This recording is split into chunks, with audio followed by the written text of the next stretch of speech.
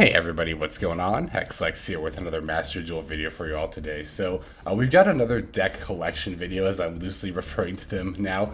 I think I'm going to start doing this moving forward towards the beginning of each season. I did it towards the beginning of last season as well, where I'm going to go through and I'm going to show off all the decks that I've been working on and plan to cover in the season moving forward. Now, there are still going to be other decks that are either not out yet or that I haven't built yet that could still easily be covered. And in fact, I think we have a selection pack coming out with the Labyrinth cards, and I've actually been pretty eager to build that deck. So there will be new decks that are going to be featured this season that aren't here. But, I've gotten the comment a few times in the past of, what all decks are in your collection and how have you updated your builds lately.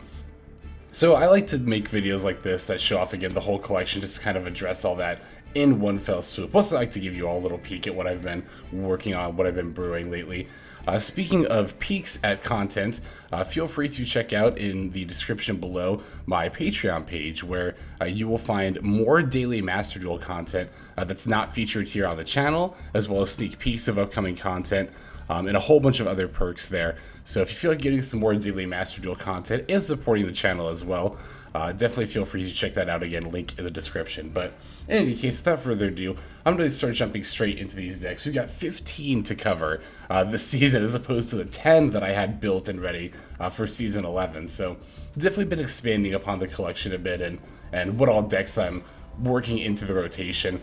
I like to keep things fresh by having a large variety of decks available, not just for the channel, but this is how I play digital card games anyway. So I kind of have them listed here in what I consider to be their power level order. So like starting from the top is like the most powerful, obviously Branded Despia, and then moving down here. So let's start right at the top with Branded Despia. I've seen quite a few comments already asking what my build for Branded Despia is looking like nowadays since the new selection pack, or not selection, secret pack came out that introduced a few new pieces of support for the deck.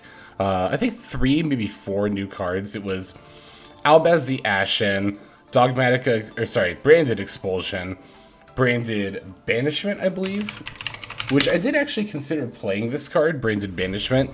It's kind of like a super poly, but it's a little slow. Obviously, not only being a trap card, but you also have to, summoning a Despia monster back from the graveyard is not that big a condition, but I did think about including this, but I ultimately decided I didn't have room. I might still try it out later. And then, of course, there's also Alba Lentis, the Abyss Dragon. We're rocking a copy of this in the extra deck to obviously use against dragon decks. Oh, and then there's also, here we go, Albaz the Ashen was the other new card. This card I've also kind of considered playing in the deck, but ultimately decided I didn't have enough room. I thought about maybe taking out one of the Fallen of Albaz to try this one out, but honestly, Fallen of Albaz is too good. You got to keep 2 copies, and I didn't, like I said, have enough room to include Albaz the Ashen as well. So as far as what else has changed in the main deck, you might have noticed I am in fact rocking a copy of Ido, the Supreme Magical Force. This is all over the subreddit the past couple of days. People have been talking about how this card is the new barrier statue, and in a lot of ways it is. We'll talk a lot more about this card in depth in the actual Branded Despia deck profile, which I believe should be coming out tomorrow. If not tomorrow, definitely within the next couple of days, but should be tomorrow. But yeah, we'll get into more in that combo. But suffice it to say, the idea is that you summon this card to your opponent's side of the field, and then the game's pretty much just over for them. And you don't even have to do anything outside of your normal combo to really do that. So, yeah, it's pretty gross. I don't actually know if it's going to be a mainstay in the deck, but again, we'll talk about that more as we do the actual Branded Despia deck profile there. So, other changes to this build that I've made in the last season are, I'm finally trying out Branded Lost and Tri-Brigade Mercurier again. Branded Lost is a card I think I have been underestimating a little bit. I don't think it's necessary by any means. And it's not even that I haven't had the card. I've had the card like since I got all the Branded Despia support, but I kept cutting it from all my iterations. It was one of those cards, I've touched on this before, that like keeps barely not making the cut, but honestly I decided to just try it out, and I also was able to find room for it in my latest iteration by dropping some other tech, like Dramaturge of Despia, I know we're no longer playing, and like the Third Edge of Chain, I know got taken out as well. We also dropped Effect Veiler, and it would be one other card that I can't remember off the top of my head, but in any case there, yeah, the branded Lost in a Tri-Brigade Courier has been going pretty well for me, so I think it's a fine inclusion in the deck, and I think I'll probably keep it moving forward. Alright, next up here we've got good old Sword Soul Tenny, stalwart as ever. Honestly, I don't really think anything has changed here. That's kind of one of the strengths, and unfortunately also what makes this deck a little boring, I think, sometimes. I think that, you know, when we see dips in Sword Soul seeing play, I think it's because people might be getting like a little bit, I don't want to say tired of the deck. I feel bad saying that, because I do like Sword Souls as a deck, but the thing is, and this is where representation matters as far as like establishing a meta and not just power level, the deck as is, like as this build, is pretty much the same build I've been rocking since Halki Fibrax got banned. And this build is like really, and this build even isn't too different from like that other build. It really is just having Hulk and Aurora on the extra deck and then O-Lion in the main deck. Or was it O-Lion? No, that was more adventure combo. It was Deskbot was what Sword Soul used, right? Jeez, it wasn't even that long ago. I don't even remember anymore. But yeah, I don't know. Sword Soul is still very, very good. But nothing's been changing with them, and I think that's kind of why you're maybe not seeing as much of them, or I haven't seen as much of them lately. The statistics do say that it is still seeing a good amount of play, and it's still a very solid lower tier 1 or upper tier 2 deck. In Flanders are kind of like bouncing back and forth between the lower tier 1, upper tier 2, but I think this is obviously still like a more than fine deck to ladder with. Okay, and now for the next deck, we've got good old Dragon Link, the 60-card Grass variant. I actually don't have a 40-card variant set aside just yet. I don't know if I'm even going to make one, to be honest, because the 40-card variant is not only valid, it's still like a good option. Don't get me wrong. That said, I am more or less completely addicted to activating that Grass Looks Greener. I completely understand the appeal that this card has and why like people like grass decks so much. Really what it is it's like pulling a slot machine lever, right? When you activate that Grass Looks Greener, like every time I activate this card and it resolves, I'm just like, oh boy, I can't wait to see like what all I milled. Let's see how good my mill is, and if I can just combo off with everything I sent. So I think I'm going to be more or less exclusively playing the 60 card variant moving forward. If I see a lot of requests for it, I'll feature the 40 card variant again, and again that variant is still very good. It's got consistency going for it, particularly in opening like disruption for going second. This deck can have that problem sometimes. This deck also has the brick problems a little bit, not much more at all, but a very slightly more than the 40 card variant. So it's basically that old you know, sacrificing power for consistency, so on and so forth. Let's see, I feel like I did make a change here. I'm trying to remember what it was. That's going to be a recurring trend with this. I know I took out a Forbidden Droplet. Oh, that's right. The most significant change I made here was I did actually put a second Collapse Serpent into the deck. Mostly because I like having, like, when you start with either of these, you know, I like having the extra Chaos Dragon at the end of the chain, even though you can't summon it, because then you can just discard it with like Dragon Ravade or something. So this is something that even the 40 card variant, I was bouncing back and forth for quite a while. Usually you pretty much always play 2 Wyver Burster, and then sometimes you play 1 Collapse Serpent, but again, sometimes you play the second one just to get the extra search, potentially. And I think it's worth it, especially in the 60 card variant where you've got the room, and you also might mill your Collapse Serpent, so it's good to have a second copy in the deck as well. It's like, you know, the same reason we have 2 like Rocket Recharger or Rocket Synchro in the deck, right? In case you mill one, you still have an extra copy to search and or summon from hand there. But yeah, I think we were playing 2 Nibiru before as well, so I don't think that was a change. Yeah, I think everything else is more or less the same in the build here. Again, just taking out a Droplet for the extra Collapse Serpent there. Still rocking the Thunder Dragon package. I still like it a lot. I might try at some point this season like the Dragon Maid package instead. Particularly Dragon Maid Tiding can be a good out to Albalentus if you get hit with that, potentially. Although I guess you do still have to have a dragon on your field to bounce, so is it even that good of an out? Well, in any case, to be fair, the Thunder Dragons will give you a Colossus on board that can potentially keep you from getting OTK'd as well. So, like I said, I've been liking the Thunder Dragon package. I think I'm going to stick with it moving forward, but I'm open to trying other packages as well, and I probably will experiment a little bit. If not on camera, maybe off camera. Alright, Salamander Greats here. I'm trying to think. Oh yeah, we put Salamander Great Rage back into the deck. It was not in my latest iteration. I think I dropped it for some more, like, disruption in the form of, like, Joel and Lockbird and stuff, but decided to include it again because it's a fine enough card. It's not, like, the best card by any means, but it's good enough disruption. I've gotten disrupted by it a couple of times, so... Otherwise, there's not really too much going on different with this deck. Salamander Greats are one of those decks that, like, they're fun, but, like, after I initially built it, the hype did die down a little bit for me. I probably will still cover it at some point this season, but it's not a deck I'm always, like, super eager to get back into. I do find the lines just to be a little, like, bleh. Like, I don't know, it's a fine deck, it's obviously a good deck, but, I don't know, making Sunlight Wolf just isn't as exciting to me as what some other decks can do, so... but, you know, don't worry, we will still very likely cover it sooner or later at some point during the season.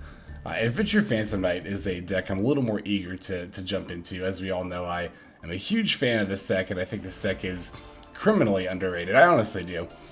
Looking at the build here, I'm pretty sure this is actually, we landed on the exact same build that we had previously, which is going to happen sometimes when you're rebuilding decks. You know, some people have asked me, because I did this IRL too when I played, like, in the TCG, I would always be taking my decks apart completely and then rebuilding them, and sometimes I would just land on the same 40 cards for the main deck, and people would ask me, like, well, don't you feel like that was a waste of time? You kind of did that for nothing. And I'm like, no, I don't consider it a waste of time at all, because to me, deconstructing a deck and then ending up rebuilding it the exact same way again is totally fine, because that just reaffirms to me that, you know, the build that I have is solid enough that at the time I was theory crafting it, I thought it was good, and now after having played with it extensively, I have confirmed that this was actually a good build. Sometimes, you know, when you're revising decks, I think it's easy to fall into this idea of, like, oh, I have to make some kind of change, or otherwise, like, my deck's going to be out of date. But that's not always the case, and I think that was what was happening with Adventure Phantom Knight here, is there really just, I didn't feel any need to update the build here. I think this 40 card list is pretty much exactly where I want it. Same with the extra deck too. Extra deck is looking very solid, and I like where the deck is at overall. Let's see, Live Twin. Live Twin, on the other hand, is one of those decks that's kind of like always changing for me. Mostly, I'm usually just rotating like what disruption I'm playing in the deck. Whether it's Ghost Ogres, whether it's sometimes I like to play Lancia. I actually did think about including Lancia again here. It was pretty close, but I decided to put Ghost Spells back in instead, because I think it's got a little bit more coverage as far as what it hits in the meta than Lancia, like very slightly. There are a lot of decks that are susceptible to Lancia right now, but Ghost Spell in addition will stop like Branded in Red and just other cards as well, stuff that special summons back from Graveyard. The other disruption that I'm playing in this deck that I don't play in a lot of other decks is Joel and Lockbird. I talked about this in some of the deck profiles in the last season there, but I think this meta is a pretty good one for Joel and Lockbird. Decks tend to do a fair bit of searching nowadays. As far as whether this or Lancia is better tech, I actually don't know. Honestly, off the top of my head, I'm still trying to figure that out, but Live Twin, like I said, I usually end up with like anywhere from anywhere from like 3 to 6 like tech slots for disruption. So currently using those slots for Joel and Lockbird and Ghost Spell. If you've got an idea of what you think might be better tech like disruption, and honestly if you have any suggestions for the builds at all, definitely feel free to let me know in the comments. I am always very, very, very open to getting that feedback from you all. I love getting the feedback, so if you have any suggestions for any of the builds moving forward, like I said, definitely let me know in the comments there. Alright, Atemancipator. This is definitely one of my pet decks here that I really like to play, and one that I'm usually pretty consistently updating to the point where I'm pretty sure this build is different. I just don't remember how from the previous iteration, because yeah, this is one of those decks where like every time I build it, it ends up being a little bit different each time. Just because there's so many different combinations and like iterations of the different, like even within like the different extenders you can play. Like obviously what's your core combo stuff, but like I haven't always played Doshin. I did in the last variant, I remember for sure, but I don't think before that I'd ever played Doshin and had Ignisters on the channel, so I like having this as an additional extender. It's very nice, especially for like Heat Soul plays.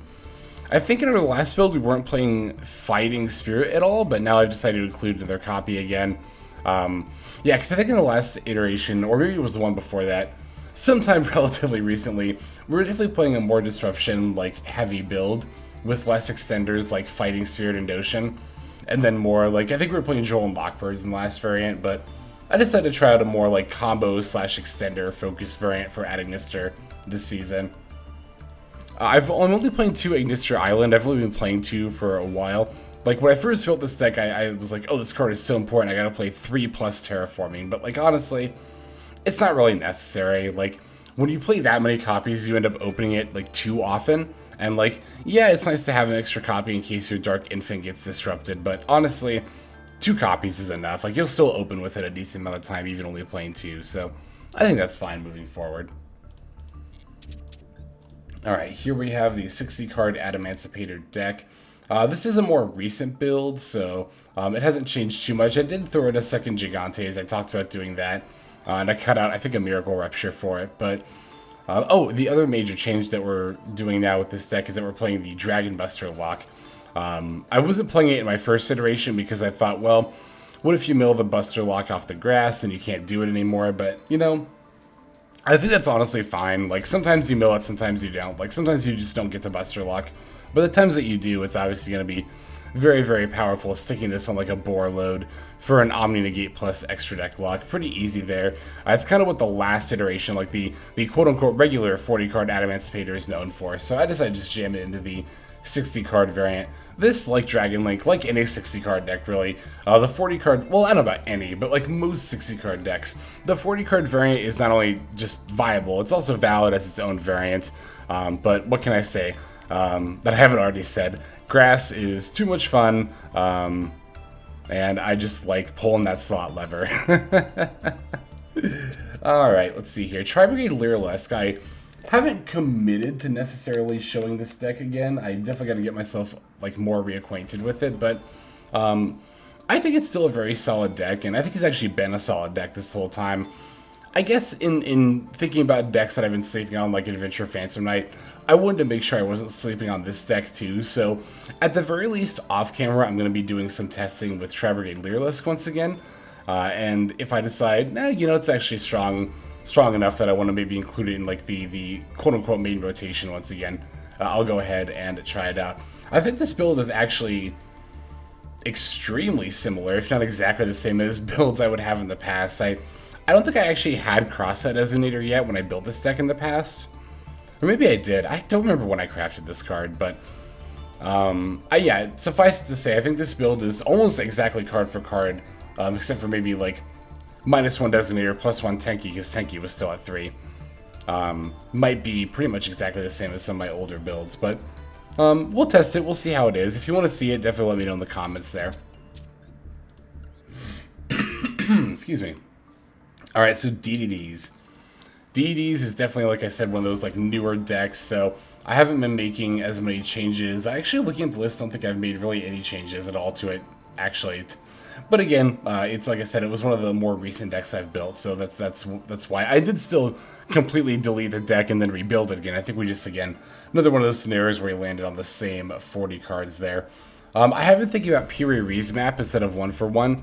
I've mentioned this before, actually, in the last DDD video that I did, where 1-for-1 is one of those cards where I'm like, you know, it's a good card, obviously. Like, having another way to turbo out Kepler for a 1-card combo is good, but it's really susceptible to Ash. I know Piri Ree's map is as well, but this card requires a discard and can get ashed, and while I haven't had that happen to me playing DDDs, it feels bad when it does happen to you. So, again, just thinking about dropping this for Piri Ree's map.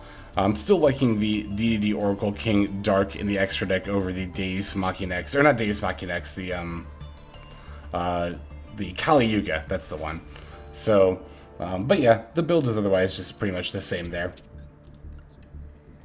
Let's see, Sky Striker, like Live Twin, this is one of those decks that I end up usually updating more or less to include more or like different disruptions. So, like Live Twin, I decided to include Ghost Spell and Joel and Lockbird as sort of my tech disruption of choice for this deck.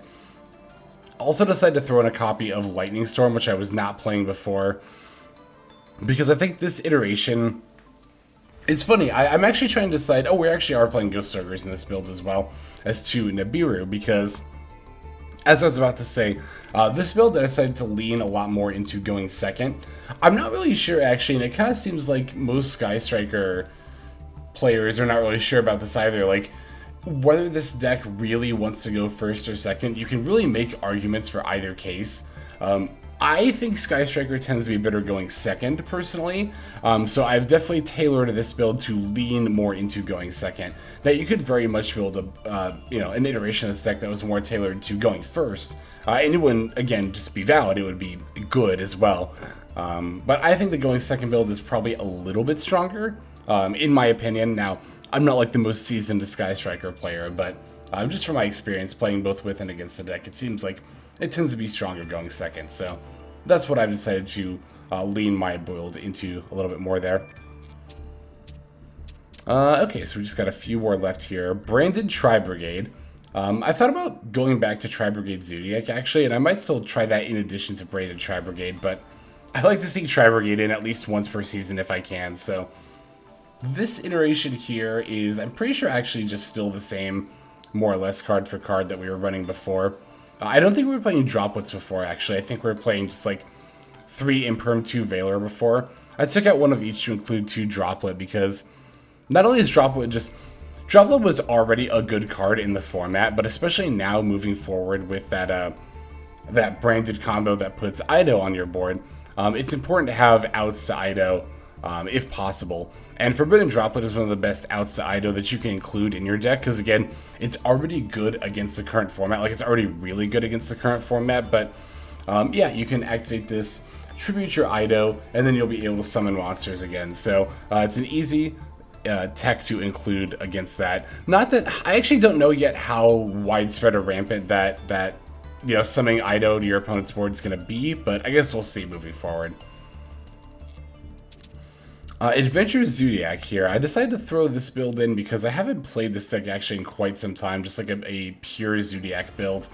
I decided to kind of make this an Adventure DPE build because I think that's probably where Zodiac wants to be right now.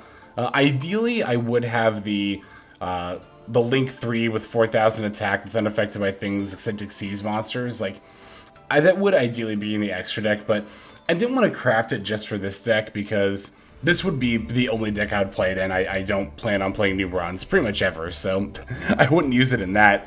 And honestly, I don't even know yet if I'm going to feature this deck for its own deck profile. It's definitely on the weaker side of the decks that I have in my collection, and it's one I'm a little interested in, but not as much as some of the other decks I featured as well. One thing I did think was interesting about this deck in particular, and some DPE decks in general, is that I've noticed some of them lately have been playing Destiny Hero Disc Commander, the ones that don't really make use of Denier or Malicious. For example, this build is playing Dasher and Disc Commander. This is a pretty nice alternative to Celestial, potentially, bringing this back with DPE's effect to draw 2 cards if needed.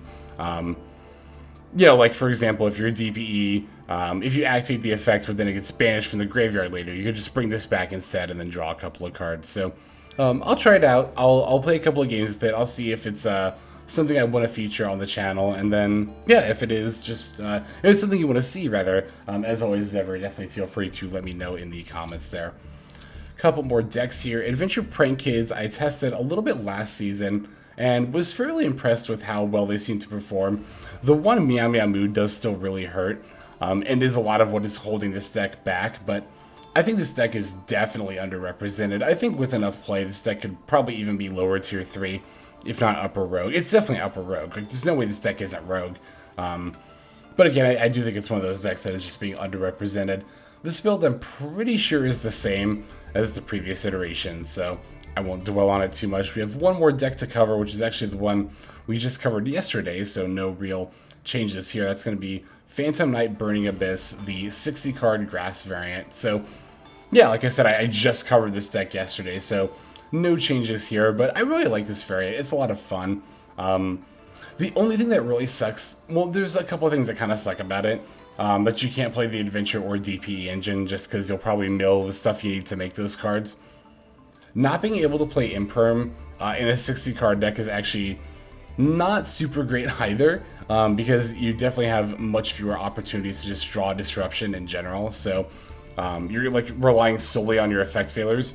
It's hard to play Imperm in this deck specifically because of Shade Brigandine, but like I mentioned yesterday, you don't really need Shade Brigandine for this variant. Like, it doesn't really do anything, especially because we're not playing Appaloosa, so I might honestly just take this out. Like, I really might just take this Shade. Well, I don't know if I'd take it out, but there's a decent chance I would just play Imperms anyway, maybe, just because Shade Brigandine doesn't do a whole lot for this particular iteration of Phantom Knights. Alright, so there they are. There are all 15 decks that are currently in my collection. Like I said, they will be updated. We will include some new decks as new cards get released, or as I just find other archetypes I might want to go into. And these builds will still be updated pretty consistently. I like to update my builds fairly consistently. Just not like forcing changes, but just making sure that they stay fresh and current with what's in the current meta. But yeah, I think that's about all the time that I've got for today. Thank you for watching this video all the way to the very end. I very much appreciate that. Also appreciate those of you who are commenting and or subscribing. Like I said about halfway through the video, definitely let me know if you have any suggestions for the builds here. I would very, very much appreciate hearing from you in the comments there about that, as I always do. And, oh yeah, the Patreon as well. Feel free to give that a look if you'd like some more daily Master Duel content. All contributions to the channel are very much appreciated. But, yeah, just know that in addition to that, you also get more daily content for subscribing to the Patreon there. And I think that's going to go ahead and do it for this video. So, without further ado, this is XLex. I'm signing out, and I hope you have a fantastic day.